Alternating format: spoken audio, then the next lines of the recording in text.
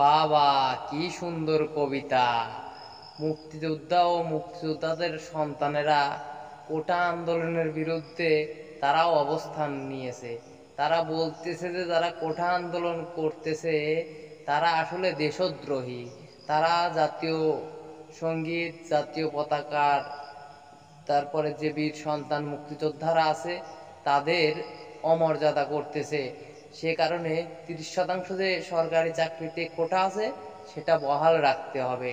তাদের এটা নাকি যৌক্তিক দাবি। আমি মানছি মুক্তিযোদ্ধারা দেশের কৃতি সন্তান, তারা দেশ স্বাধীন করেছে, তাদের প্রতি আমাদেরও সম্মান আছে। কিন্তু তাদের চাওয়া পাওয়াটা অনেকটাই বেশি হয়ে যাচ্ছে। এটা মহাজনদের যেমন কড়া সুদে ঋণ দেয় সাধারণ কৃষকদের, তেমনটা হয়ে যাচ্ছে না? তিনি যুদ্ধ করেছেন, তিনি তো সুবিধা ভোগ করেইছেন, তার সাথে তার ছেলে ভোগ করছেন।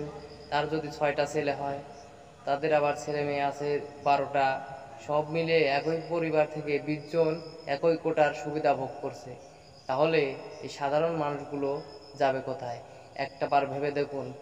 আপনারা মুক্তিযোদ্ধা, আপনাদেরও তো জ্ঞান আছে, কিন্তু আপনারা কতটা নিচে নামলে এইভাবে কোটার বিরুদ্ধে অনশন যারা করছে তাদের বিরুদ্ধে হতে পারেন যে 30% কোটা আপনাদের জন্য বহাল রাখতেই হবে। আপনাদের জ্ঞানের আসলেই অভাব। জ্ঞান যদি থাকতো তাহলে তো আপনাদের জ্ঞান দিয়েই, দক্ষতা দিয়েই চাকরি পেতেন। ওই 30% কোটার দরকার হতো না। একবার ভেবে দেখবেন কথাগুলো।